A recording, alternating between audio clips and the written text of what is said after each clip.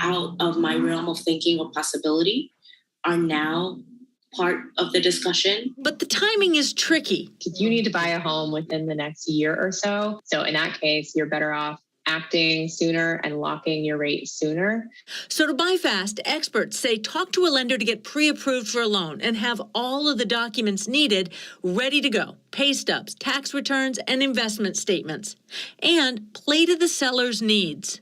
They might need a little bit more flexibility. Maybe if you can give them a longer closing timeline, that might help them find the home that they're going to go to. Or if they've already found that home, you might want to try to close quickly so they can get this deal done. A race to get those signatures there for those mortgages. Our thanks to Becky Worley for those tips. Turning now to a heartwarming update for a family that ABC News has been following now for the past year.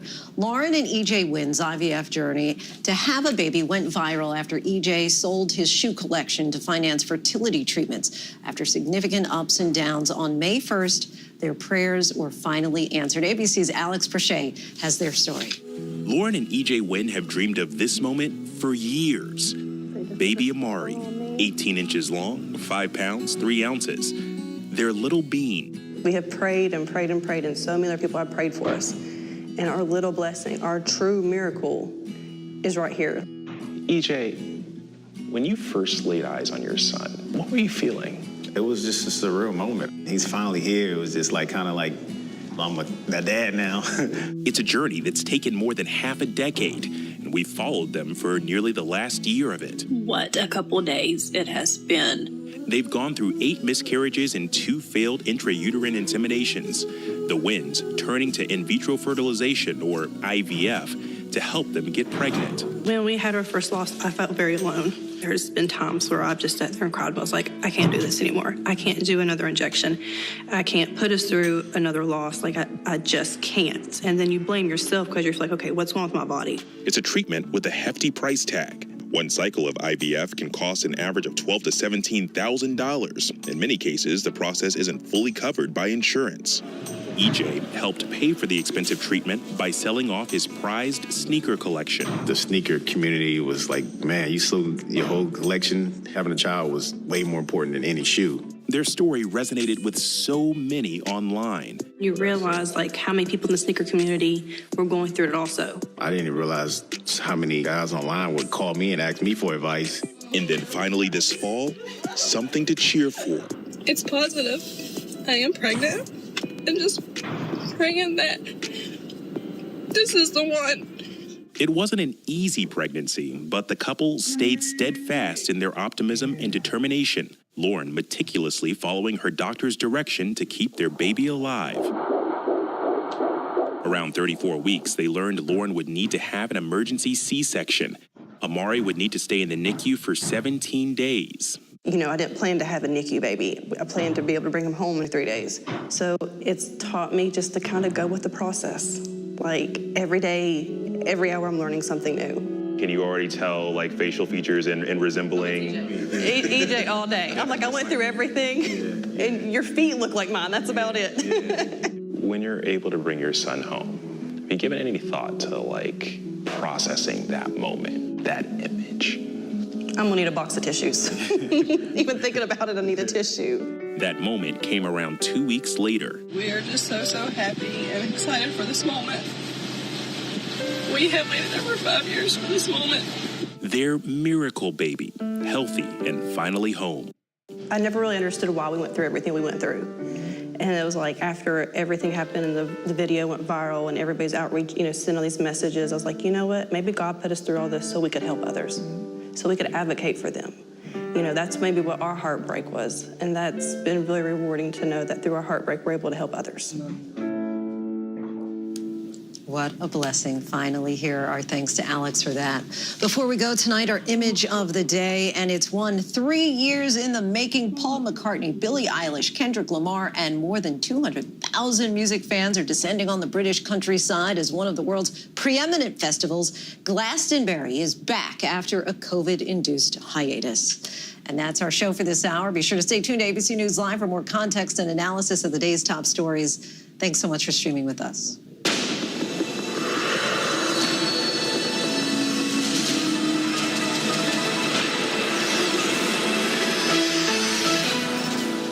up in the next hour, the shark attack off the California coast caught on camera. And we speak to someone from the White House about what can be done to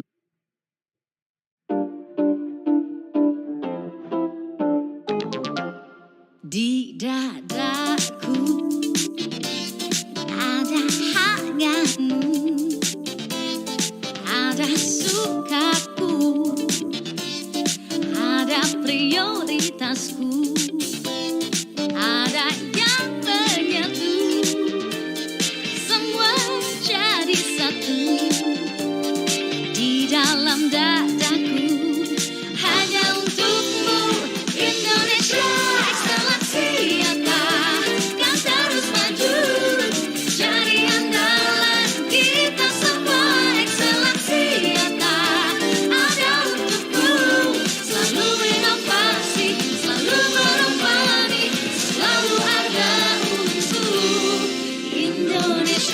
Internet tercepat XL Axiata.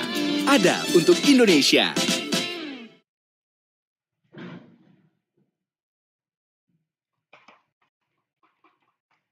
Ini nih, di sini nih, pilihannya banyak, keren-keren, kualitasnya udah pasti terjamin. Cicilannya ada yang 1 jutaan lagi. Nah udah, itu aja tuh.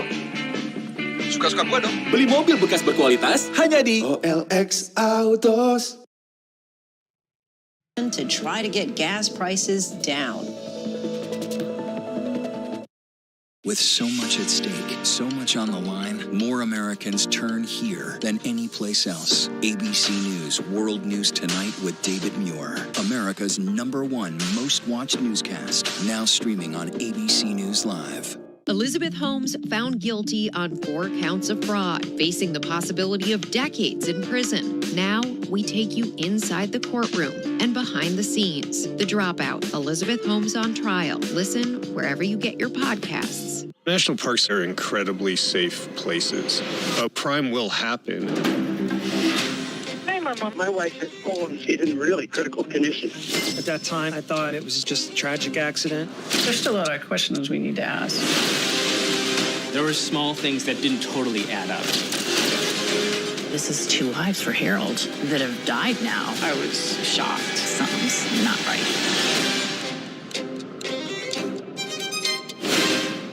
Admit it. These days, what you need to know seems to change just about every day. What is it that you really want to know, need to know? To help you not just get through your day, but to make the most of it. Feel smarter.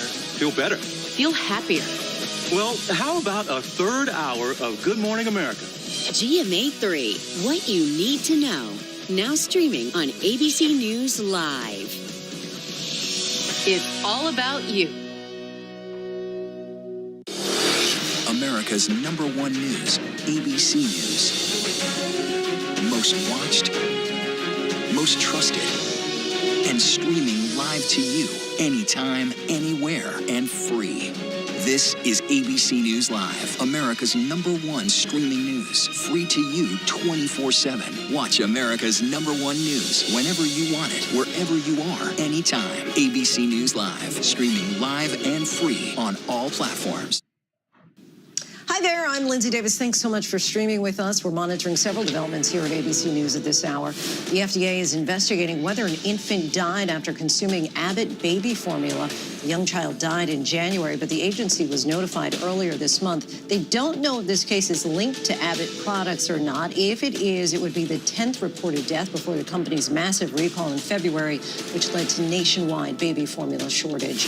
Tonight, the Wall Street Journal is reporting that the FDA plans to order all Juul products off store shelves. According to the paper, the news comes after a nearly 2-year review of data presented by the vaping company, which sought authorization for its tobacco and menthol flavored products to stay on the U.S. market.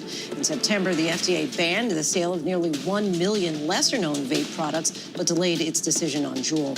Yellowstone National Park reopened 3 of its 5 entrances to visitors after unprecedented flooding closed the park on June 13th and reshaped many of its rivers, canyons, and roads.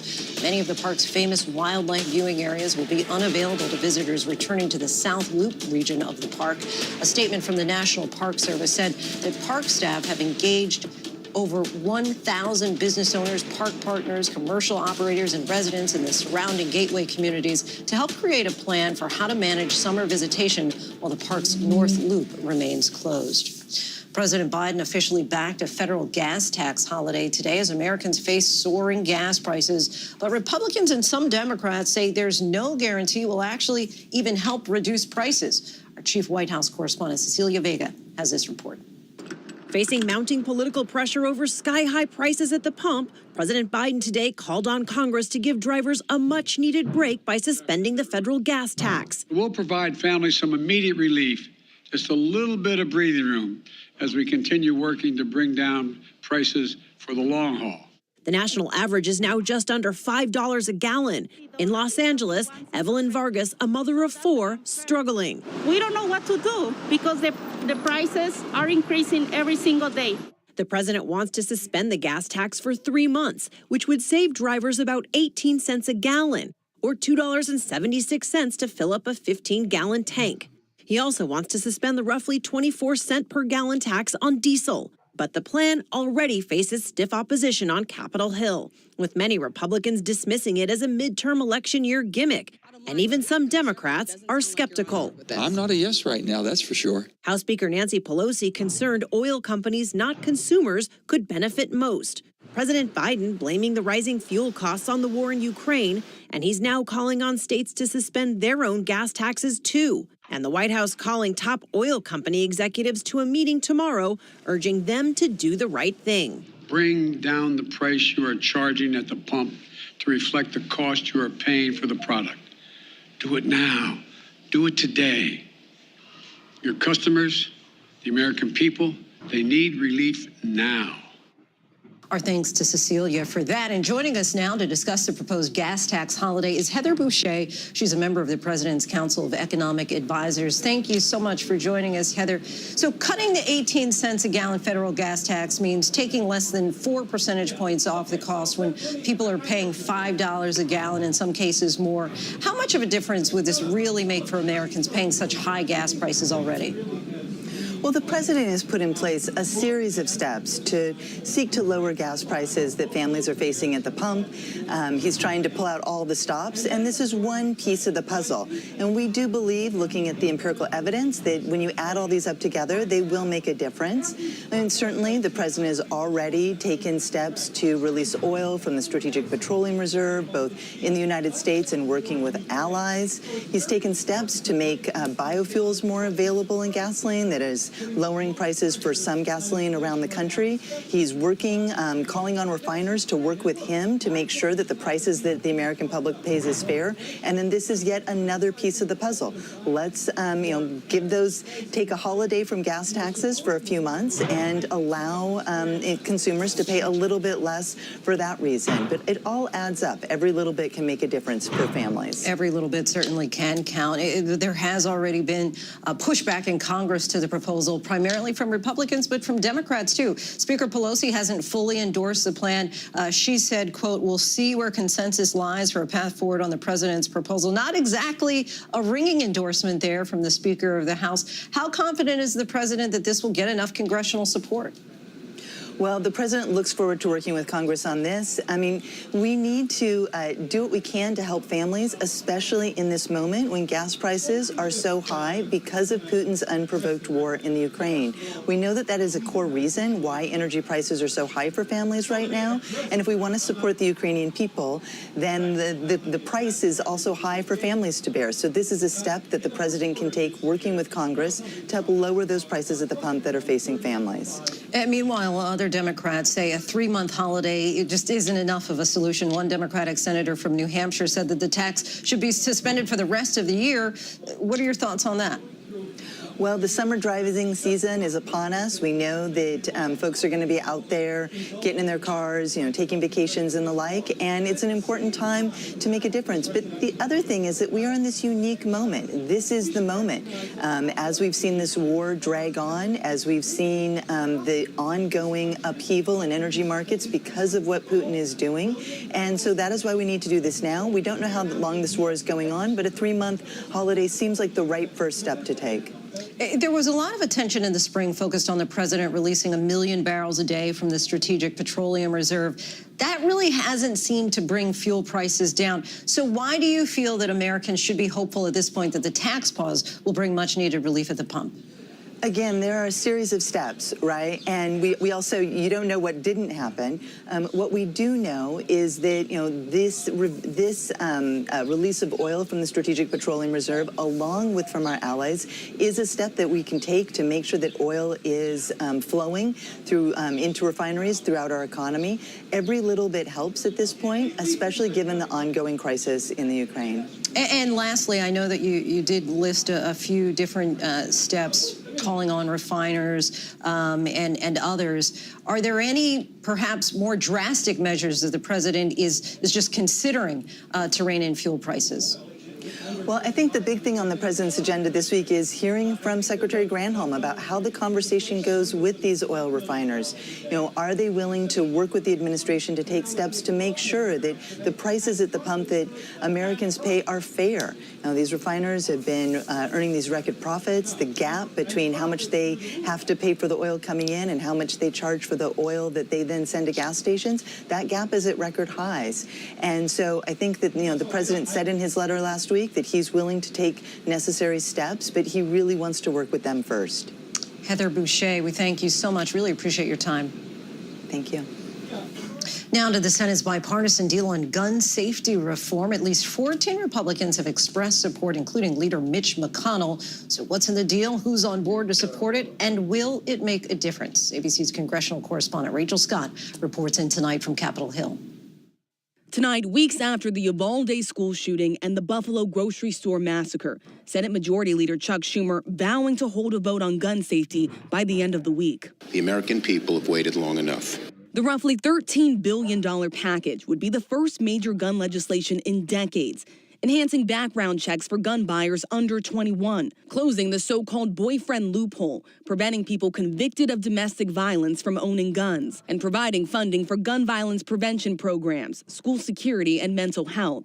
It stops short of banning or raising the age to purchase assault-style weapons, the type of firearms used by the 18-year-old suspects in Uvalde and Buffalo. There are some advocates who have contacted me in my office saying, why didn't you do an assault weapons ban? Why didn't you raise the age? Why didn't you? That's just not politically feasible in the current Senate. 14 Senate Republicans voted to advance the legislation, including Senate Minority Leader Mitch McConnell. I think it's a significant step in the right direction. But other Republicans told me they will vote no. Senator, do you support the gun safety legislation? No, I don't. I think I know where my constituents line, so I have to go down there. Republican Senators John Cornyn and Ted Cruz both traveled to Uvalde days after the mass shooting. Cornyn negotiated the bipartisan deal, but the other Texan, Senator Ted Cruz, won't be backing it, instead calling for armed officers at schools. I'm sure you've heard the pleas from the families in Uvalde. In your home state of Texas, is there anything that could get you to support the gun safety legislation? So I think this particular bill is a mistake. I think it's the wrong approach. Many Republicans agree with Senator Cruz. Our thanks to Rachel Scott for that. We're now following reports of a serious shark attack off the California coast where a swimmer was bitten in the leg and stomach, suffering severe injuries as others paddled out into the water to help save him. ABC's Will Carr has the very latest. Tonight, a terrifying scene off the coast of California. We're getting a report that somebody got attacked by a shark. Good Samaritans racing to reach that man seen struggling in the water near Lovers Point Beach in Monterey Bay after a shark attack, rushing him to the shore on their paddle boards. Affirmative, we're with the patient now. Request an area ambulance. Officials say the victim suffered major injuries to his stomach and his leg. It was a horrifying moment, the immediate response by those incredibly heroic surfers that didn't hesitate. They went straight out to help him back ashore. Police deploying a drone over the water, searching for the shark, but no additional sightings have been reported.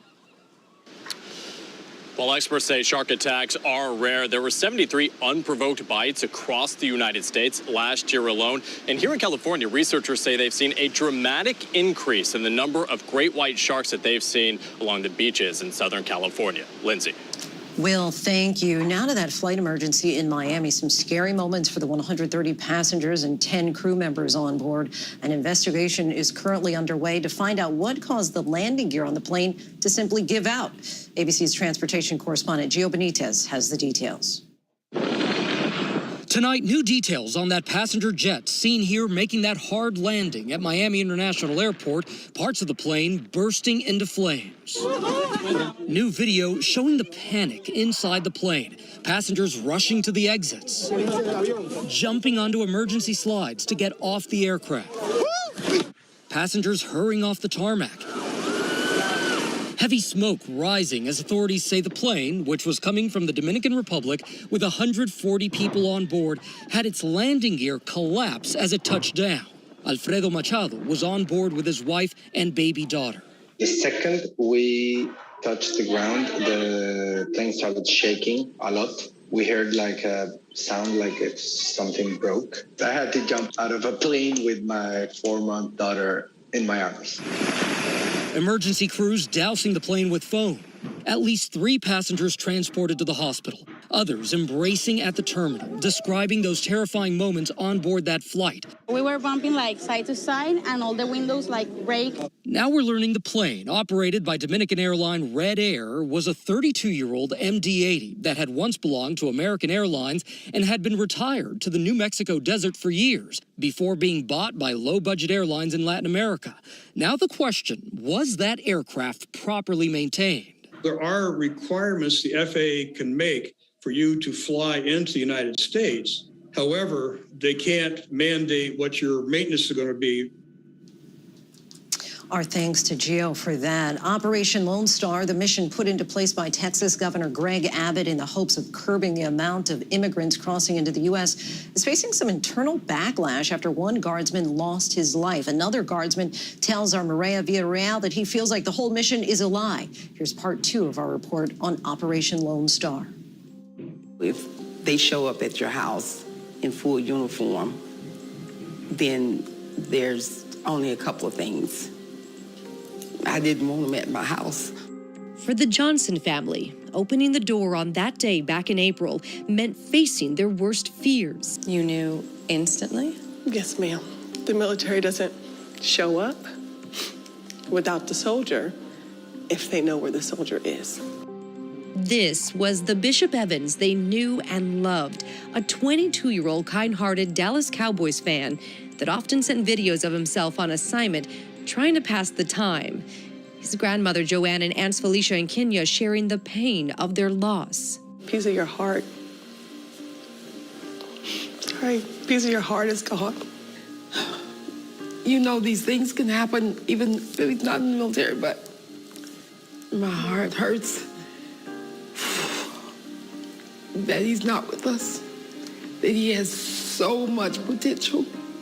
Bishop Evans, a sergeant with the Texas National Guard, died in April of this year after jumping into the Rio Grande River, going beyond his duties, trying to rescue 2 migrants from drowning while working Operation Lone Star along the border. Did it surprise you when you learned that he had gone in the water to help people? No, not at all. That's what Bishop would do. That's absolutely what he would do. Nearly 4 days after being swept away by the river's current, his body was found on April 24th, his death finally confirmed to his family. On October 25th of last year, the 22-year-old soldier would receive what would be his final orders, working Operation Lone Star, a border security joint initiative launched by Texas Governor Greg Abbott to address what he calls an immigration crisis.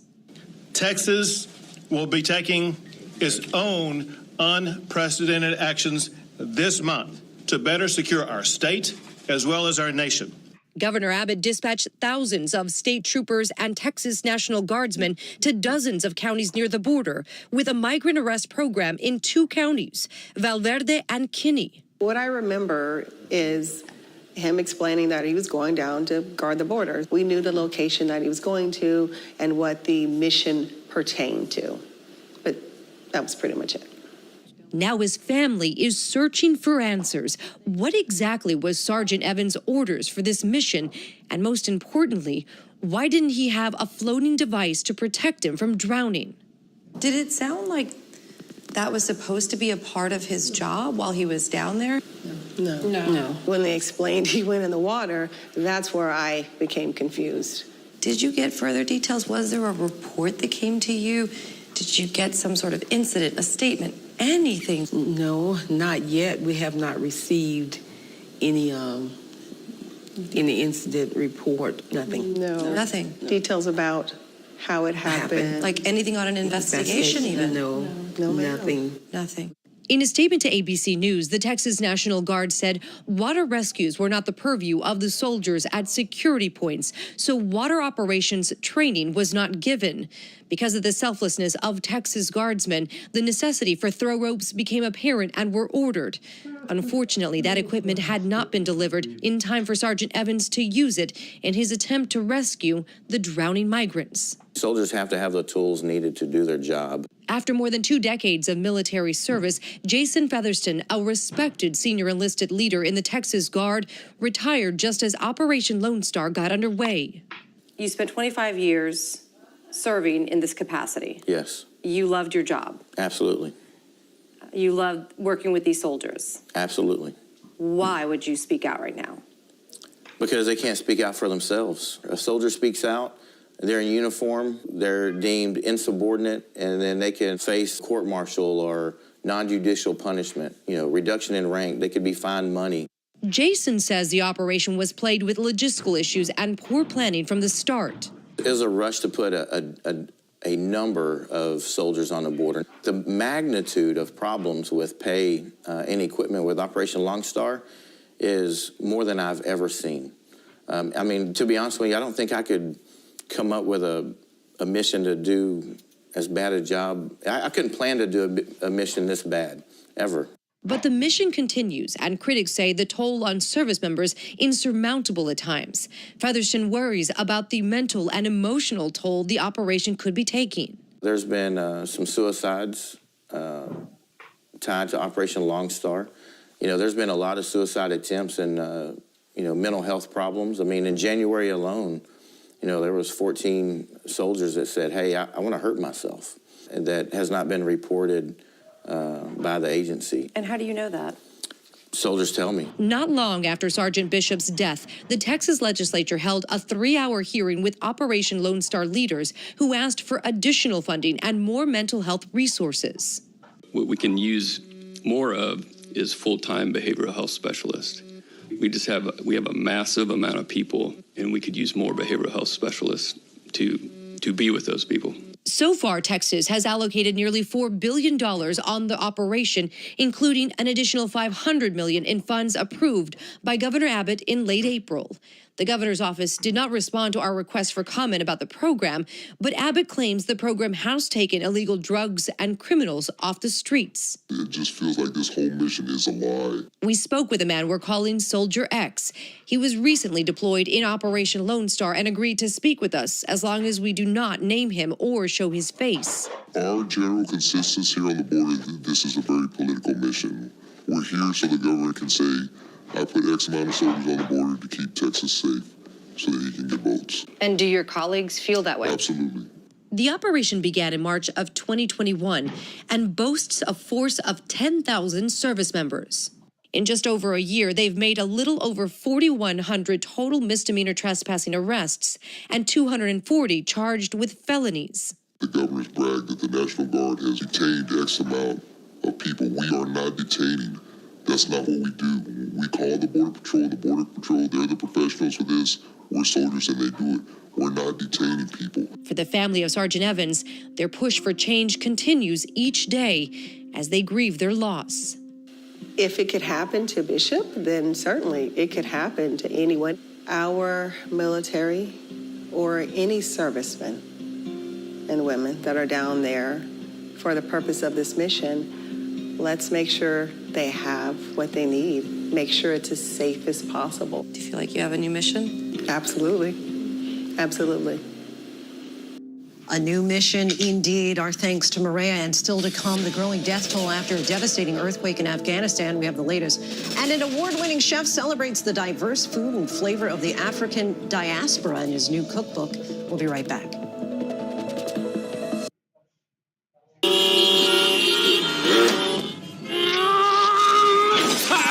sendiri. Kesel.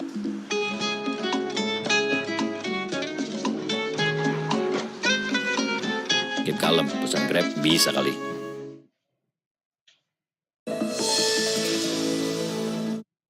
This is ABC News Live. The crush of families here in Poland. At refugee centers In Putin's Russia. on the ground in Ukraine. Close to the front line. Here at the White House. Destructive Cat 4 storm. You're along I-5. Boston is in the bullseye. Let's go. We made it. ABC News Live, America's #1 streaming news. Anytime, anywhere. Streaming 24/7 straight to you for free. Thank you for making ABC News Live America's #1 streaming news. Now streaming on ABC News Live 2020. True crime, cinematic, real-life drama, stunning, the unthinkable. Follow the clues, The Hunt. True crime 2020. Now streaming on ABC News Live. Take America's #1 news with you anywhere you go, anytime, free. Download the ABC News app now. Breaking news, exclusives, 24/7. There for you with one touch. The ABC News app. Download it now. Welcome back. We're tracking several headlines around the world. Mexican President Andrés Manuel López Obrador said a suspect had been identified in the murder of 3 people, including 2 Jesuit priests. The state prosecutor's office in Chihuahua said in a statement that it received a report on Monday that 3 people were killed in a nearby town after a man took refuge in a church to protect himself from an attack. Children were among the injured victims receiving treatment as the death toll from an Afghanistan earthquake hit 1,000, according to disaster management officials there. More than 600 are injured, and the toll is expected to grow as information trickles in from remote mountain villages. Shaking was felt by about 119 million people in Pakistan, Afghanistan, and India, the EMS said on Twitter. But there were no immediate reports of damage or casualties in Pakistan. Sri Lanka's debt-laden economy has collapsed after months of shortages of food, fuel, and electricity, the prime minister announced. The crisis on the island of 22 million is considered its worst in recent memory. Members of both parties are calling for the prime minister to resign after just 1 month in power. Joining us now is award-winning chef Kwame Onwuachi. The young chef has had an incredible journey in the culinary world, from starting his own catering business, being a top chef contestant, to opening up his own restaurants. Now he's bringing those dishes right to your table. His new cookbook, My America, Recipes from a Young Black Chef, celebrates the diverse food and flavors of the African diaspora, giving a narrative to the recipes. Kwame, thank you so much for joining us. Thank you for having me. Where's the food? Come on, I was expecting, that we were going to sample a little bit here. I gotta come back. All right, so your first book was a memoir, second book, a cookbook. Yes. Tell us about the book and how you arrived at coming up with this concept. So the second book, I think it's every chef's dream to have a cookbook, right? And I wanted to really just tell my version of, what I grew up eating in America. Everyone has their different version of what they eat in their house until they leave their house and they realize, like, oh my God, everybody eats a little bit differently. So mine was full of Afro-Caribbean recipes, Southern recipes, and also stuff that's in the American lexicon of food. And so you really kind of focus here on African, Creole, Caribbean. How are you able to stick to the tradition of those foods, but at the same time give it your own flavor and stick to your own authentic style? Yeah, I think it stems from just my culinary prowess of like what I went through in my professional career. And I view my food through that lens. So it's the same dishes, honestly. It's just done in a little bit of a different way, making everything from scratch, procuring fresh ingredients, and putting my stamp on it that way. And so you grew up in New York. In the Bronx. All right, gotta represent there. Then you spent some time in Nigeria with your grandfather. Were you then, for the first time, introduced to a different flavor? No, we ate a lot of Nigerian food growing up. Okay. I think it was definitely a little bit more pungent in the Bronx and in Nigeria. But it was the same food that I loved, eating fufu and stew and jollof rice and suya. So it was just a deeper dive into it. And then also getting the lay of the land. If we had to raise our own livestock, we had to procure our own get our own vegetables and things like that. So it was a little bit different. And fresh. It was like farm to table. Yeah, did the mistake of naming these animals before we had to kill them. That's sad. And I was always crying at these ceremonies. So yeah, it was interesting. And you've talked about how Food of the Diaspora has stood the test of time. And how are you now kind of giving voice to that? Well, I think, you can't really talk about American cuisine without talking about West African cuisine. With the people that were taken was also their foodways and ingredients. And sometimes they were even taken to then tend the land. Americans, the first settlers didn't really know how to grow rice. So they brought people over that knew how to grow that crop. So I do it by telling my story and using my voice to give a voice to the inaudible, and I'm extremely proud of it. But explain for people who are thinking they're going to thumb their way just through a few recipes. This is not that. I mean, there's really an anthology for every meal throughout the book here. Yeah, it's just as much of a book as it is a cookbook. A novel. It's a novel. There are essays before all the recipes that tell you the history of mac and cheese and fried chicken and red velvet cake and jollof rice and etouffees. So I think it's a book that you should read through. It also starts off with a pantry, so you got to build that up before you cook through the book.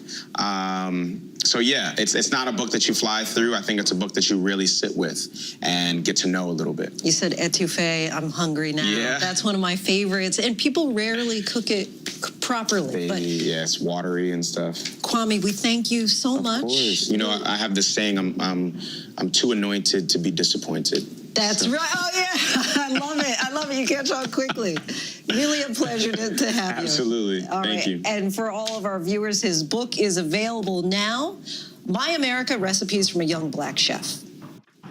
And still to come, the coupon queen you need to meet.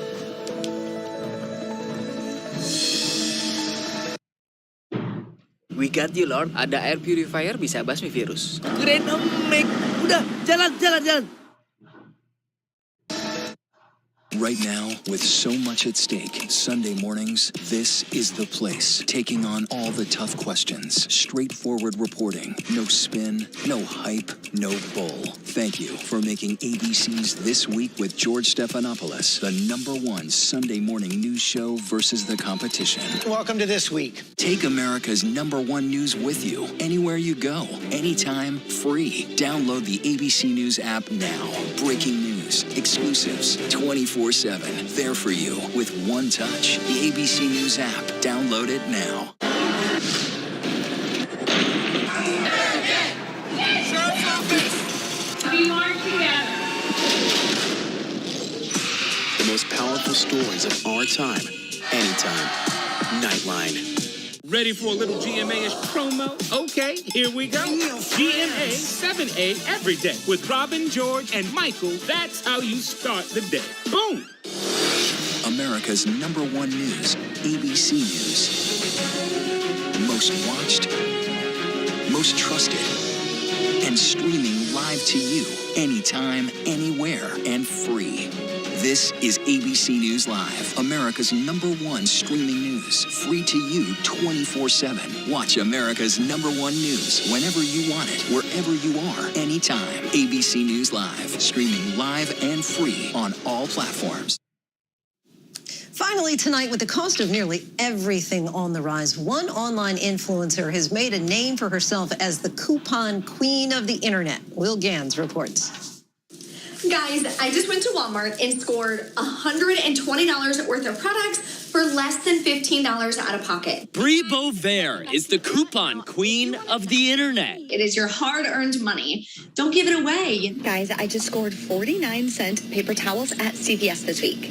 Gone are the days of your grandma's coupon clipping. All of these paper coupons and checkout is really embarrassing, and it doesn't have to be that way. In fact, Brie only got into couponing in the last few years. To me, it was kind of like a game.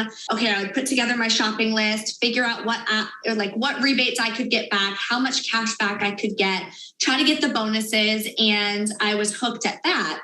Now she's got hundreds of thousands of followers on social media, ready to start their coupon clipping journey. Pick one store and master that store because every store is going to be different with how the coupons work. When it comes to savings, Bree says to pace yourself. Make sure you're doing small transactions, 2 or 3 deals at a time.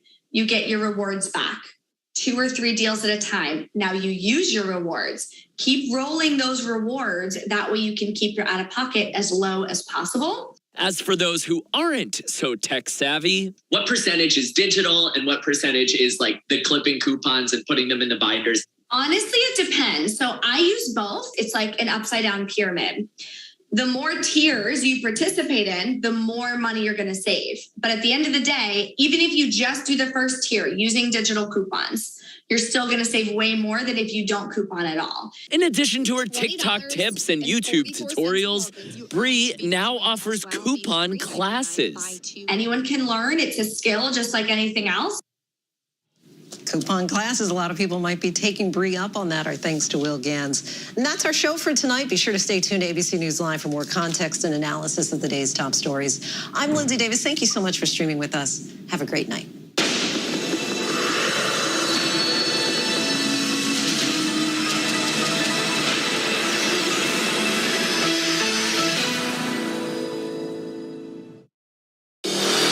America's #1 news, ABC News. Most watched, most trusted, and streaming live to you anytime, anywhere, and free. This is ABC News Live, America's #1 streaming news, free to you 24/7. Watch America's #1 news whenever you want it, wherever you are, anytime. ABC News Live, streaming live and free on all platforms. Admit it. These days, what you need to know seems to change just about every day. What is it that you really want to know, need to know? To help you not just get through your day, But to make the most of it. Feel smarter. feel better. Feel happier. Well, how about a third hour of Good Morning America? GMA 3, what you need to know. Now streaming on ABC News Live. It's all about you. He thought he was God. He's now one of the most vilified men in the world. He is the everyman. Zelensky is the Tom Hanks of Ukraine. The fact that a little nice Jewish boy is 5'7" is showing up this KGB agent in the Kremlin. What do you say to Americans who see Russia and you not only as a rival, but an unfriendly adversary? 2 men at war. Which Vladimir will take over. The world is not going to be the same. Tonight, breaking news as we come on the air. Severe storms hitting the east right now from Virginia to Washington, D.C., Pennsylvania, and New York. Also tonight, the horrific shark attack. The image is just coming in now. First, we're tracking those storms hitting now, damaging winds and torrential rain in Virginia. Those storms from Washington, D.C. up through parts of New York. Rob Marciano standing by to time this out tonight. Also, that shark attack, the images just in before we came on the air tonight. The man attacked off the California coast. Severe injuries, we were told, bitten on the leg and stomach, others paddling out to save him. Police with drones trying to spot the shark. Will Carr is live tonight. Will there be a gas tax holiday in this country? President Biden wants one for 3 months this summer to give Americans a break. But tonight, lawmakers, including many Democrats with serious reservations, Cecilia Vega at the White House. Tonight, the new images, the moments that passenger plane landed in Miami, the landing gear failing, the plane catching on fire, and tonight, images from inside the plane. And how old was that plane? Sitting in a New Mexico desert for years, then brought back into service. Gio Benitez covers aviation. The dramatic rescue in Ukraine, a U.S. nuclear scientist escaping from Russian-controlled Mariupol, hiding in that city for nearly 4 months. James Longman from Ukraine tonight. The devastating earthquake in Afghanistan, more than 1,000 people killed, the 5.9 leveling villages. Maggie Rulli reporting tonight. After the school shooting in Uvalde, the supermarket shooting in Buffalo, news tonight on this bipartisan gun safety deal. Will there be enough Republicans in the Senate to get this through? And tonight, Republican leaders in the House already saying they will not support this. Rachel Scott live on the Hill. New reports tonight that the FDA is now planning to ban the sale of Juul e-cigarettes in the U.S. So is this ban coming, and how soon? The frightening scene in a New York City subway, police saving a woman, and what led to this moment? And the remarkable images tonight coming in from Yellowstone. You have to see them. From ABC News World Headquarters in New York, this is World News Tonight with David Muir. Good evening, and it's great to have you with us here on a Wednesday night. We have several developing stories as we come on. That horrific shark attack off the California coast, the images just coming in. And will there be a gas tax holiday in this country, as the president is asking for? Major opposition tonight. But we begin tonight with the severe storms and flash flood threat from Virginia and Washington, D.C., right up through parts of New York at this hour. Tonight, already ground stops at several key airports, Baltimore, Washington, and LaGuardia. More than 1,000 flights already canceled.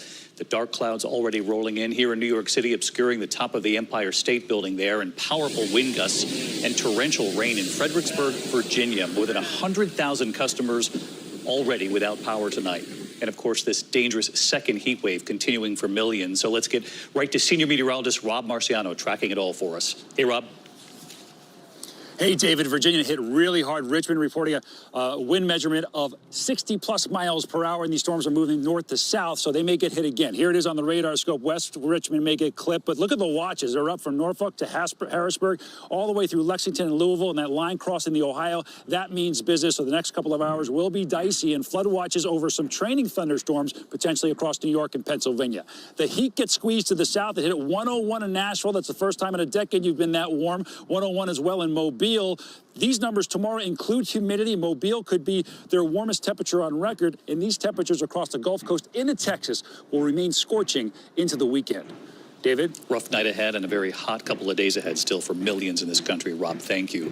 We are also monitoring those images I mentioned coming in from the west at this hour after reports of an awful shark attack off the California coast. A swimmer attacked, bitten on the leg and stomach, we're told suffering severe injuries tonight. Some people paddling out into the water to save him. Police with drones now trying to spot the shark. ABC's Will Carr with late reporting from California tonight. Tonight, a terrifying scene off the coast of California. We're getting a report that somebody got attacked by a shark. Good Samaritans racing to reach that man seen struggling in the water near Lovers Point Beach in Monterey Bay after a shark attack, rushing him to the shore on their paddle boards. Affirmative, we're with the patient now. Request an area ambulance. Officials say the victim suffered major injuries to his stomach and his leg. It was a horrifying moment. The immediate response by those incredibly heroic surfers that didn't hesitate. They went straight out to help him back ashore. Police deploying a drone over the water, searching for the shark, but no additional sightings have been reported. While experts say that shark attacks are rare, there were 73 unprovoked bites across the United States last year alone. And here in California, researchers say they've seen a dramatic increase in the number of great white sharks that they've seen at the beaches here in Southern California. David. All right, Will Carr with the images tonight from California. Will, thank you. We turn now to gas prices and President Biden's hopes for a 3-month tax holiday for Americans in this country. Tonight, the opposition, though, from some in his own party who have serious reservations. So will Americans get a break or not? Here's our chief White House correspondent, Cecilia Vega, tonight.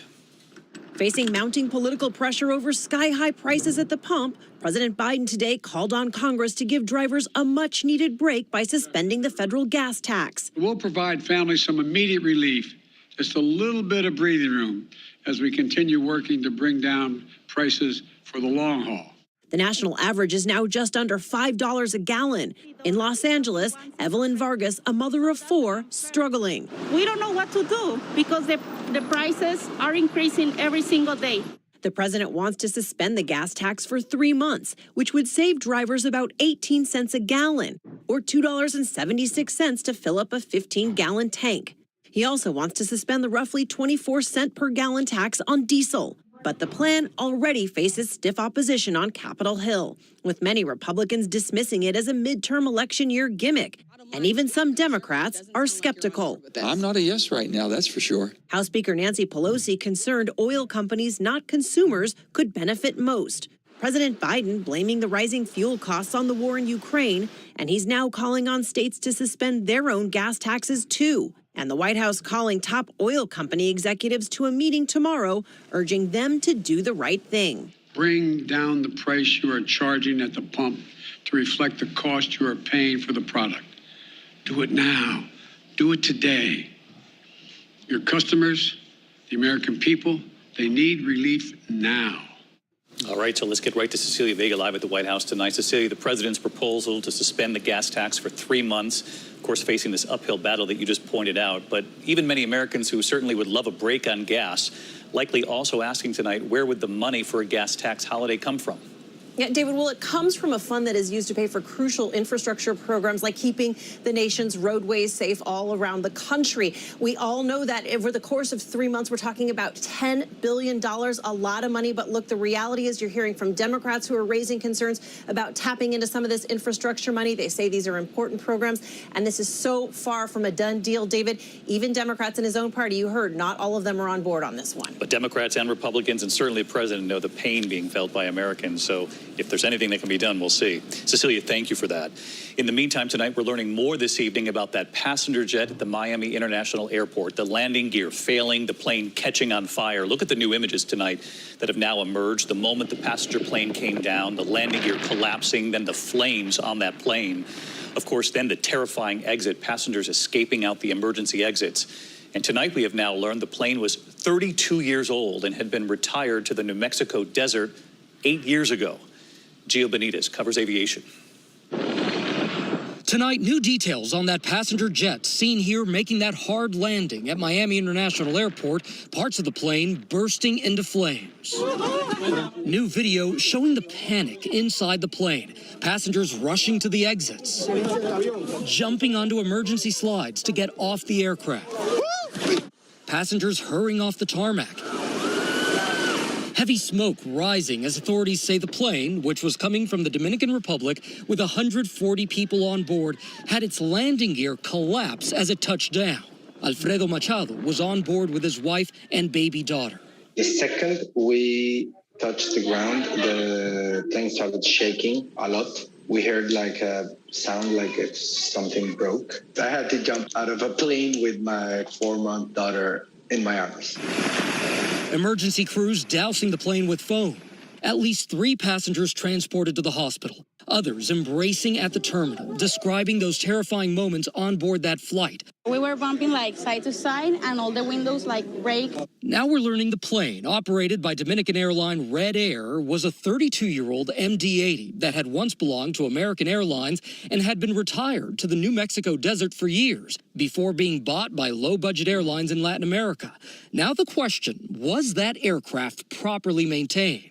There are requirements the FAA can make for you to fly into the United States. However, they can't mandate what your maintenance is going to be.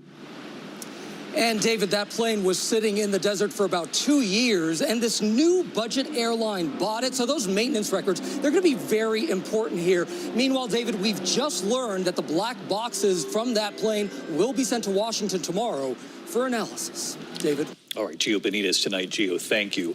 We turn overseas tonight into the war in Ukraine, and this evening we're getting news of a dramatic rescue. A U.S. nuclear scientist getting out of Russian-controlled Mariupol.